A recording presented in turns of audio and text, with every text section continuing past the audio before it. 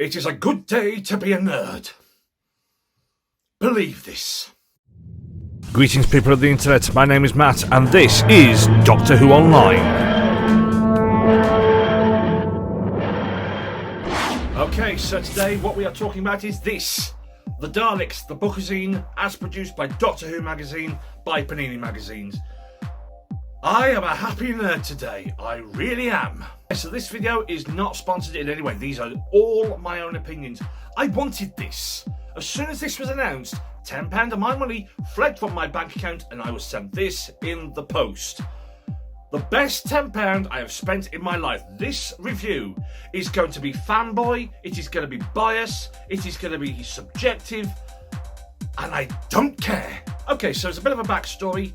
These are the Dalek comic strips. In fact, you know what? I'll show you, okay? Behold the absolute beauty of them, okay? So these were produced between 1965 and 1967 in TV21 comic. TV21 comic, as everybody or as a lot of people may know, and if you don't know, here I am to better educate you. It was the comic strip for a lot of popular sci-fi properties. A lot of them were Jerry Anderson, so you had things like Thunderbird, Captain Scarlet, Stingray, all that good stuff. And in amongst those pages were Dalek comic strips, and these were just Daleks. This was the Dalek standalone property that I think Terry Nation always wanted, because Terry Nation always wanted a standalone Dalek series. At the time, this was the best that we got, and it still is. It still is. These comic strips are just superb. So the Dalek comic strips, they are pretty much the basis of any other kind of standalone Dalek property that exists out there. Like Dalek Empire by Big Finish, as written and performed and directed and owned and by everything by Nick Briggs. God love him. And of course, then you have got the brand new Dalek series on YouTube. Not yet. Back down, back down. I'm not ready yet. I'm just not ready. And in these hallowed pages are 104 instalments at 16 tales told over 2 years by one comic. That's impressive. The stories were primarily written by David Whittaker as well, the writer of some of the best Doctor Who Dalek stories there exist. My favourite of them all being the Pair of the Daleks. I don't care, I love Pair of the Daleks. I adore Pair of the Daleks. I love what they are, I love what they did. Everything. It was just, oh! So this comic tells pretty much the genesis of the Daleks, way before Genesis of the Daleks. And it was a completely different beast to what we know the Genesis of the Daleks to be. They were, do you know what? I'll show you. Brace yourself, because if you've never seen this before, this is going to come as a shock, okay? You see those blue dudes, right? They're Daleks. They are the original Daleks. And it's kind of interesting because this comic strip is based off the mythology that was kind of brushed over in the very first Dalek story. There was the idea, in fact it wasn't always an idea, everybody knew that the Daleks did not start off as this. They were humanoid. But in the original first Dalek story, we got a very, very, very quick glimpse of the original Thals, which looked like Roman soldiers for some unknown reason, but we never actually saw the original Daleks. The idea is that these comic strips were the original Daleks, and it tells of the explosion of the neutron bomb. And when the neutron bomb explodes, the original creator of the Daleks goes out into the wasteland, and they're still hell-bent on the destruction of the Thals, and then they come up against this bad boy. Yes. So, original Daleks meeting brand new Daleks outside of the bunker that they were trapped in. So, when I first read these, it blew my mind completely. And it suddenly made absolute nonsense of Genesis of the Daleks. But we're not going to get into that one. We'll save that one for later. And these comic strips are literally sprawling science fiction epics. The ideas in them are lush. They're well thought through. And it's a very good blend between highbrow science fiction, pulp, and the universe of Doctor Who. You just cannot get better than this. The artwork is second to none, and I'll tell you, everybody always wondered why in the new Dalek series that the Emperor has got a bloody great big gold ball on his head. Well, I'll tell you, it's because of this guy, the original Dalek Emperor.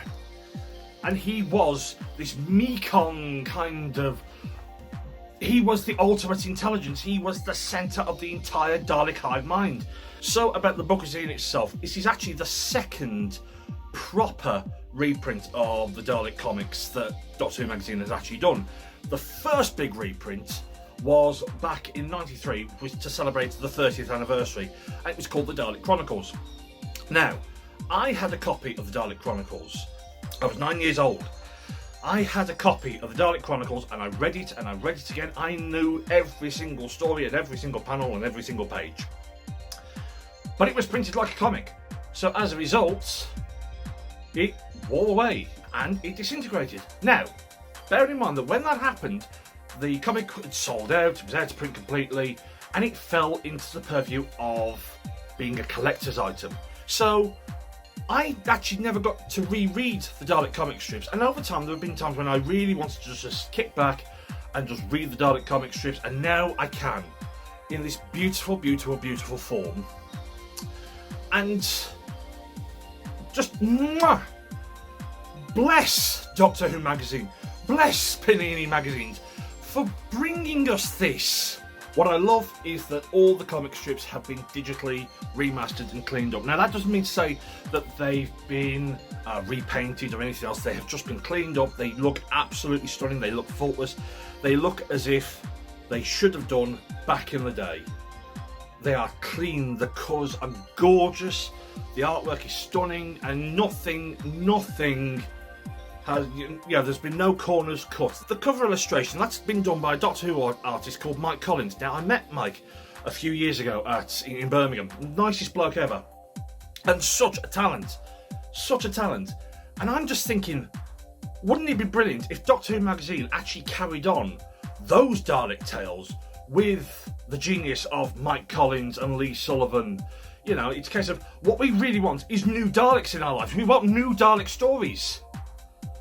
No, not yet, not yet. No, just get down. I've told you, not yet. I'm not ready for you yet. And the thing is, a lot of people might actually think, oh, it's a bookazine, it's full of waffle, it's all yak. No. There's background information, right? 4 pages, shall we say. 4 pages of background, and then the rest of this is nothing but Daleks. It is what we came here for. It is what we've always wanted. Daleks. What this comic actually does, it not only connects to the Dalek films, but the Dalek episode, The Chase, okay? Why? Because Daleks versus the Mechanoids. Those Daleks versus those Mechanoids. Believe. And as the strip progresses, from 1965 to 1966, we got the Dalek movies by, with Peter Cushing, by Aru. And look who turns up in the brand spanking new comics. The movie Daleks! The movie Daleks are here! And the end of the Dalek strips presents us with one surprise. Now, I'm not going to give that surprise away, but the last comic strip connects to the Dalek invasion of Earth. Whether that's 2150 AD or 2164, who knows? But I love these comic strips so much. I really do. Okay, so at the time of making this video, Panini magazines have made an absolute killing because they have sold out on 2 print runs of this bookazine. I've got one, okay? I'm good. I only ever get one of these things. I really do. I'm not one of those fans. If you've got one of these, fantastic. Best of luck to you. If you're looking for a copy, Panini magazines will be doing one more print run on the date that's going to be on screen now. Go and get yourself a copy. They are £10 each and it's free shipping. So don't fall victim to scalpers who go on eBay and sell things for 50 quid when you can get it for a tenner. Just night and day, night and day. Okay, so that was my completely biased, subjective fanboy review of the Daleks bookazine from Doctor Who magazine, the second reprinting that we've had, and I'm just so happy to have it in my collection again, and I love it and I adore it, and Doctor Who magazine for bringing us this. Mwah. Thank you, bottom of my heart. You have made a fanboy very happy today. You really have.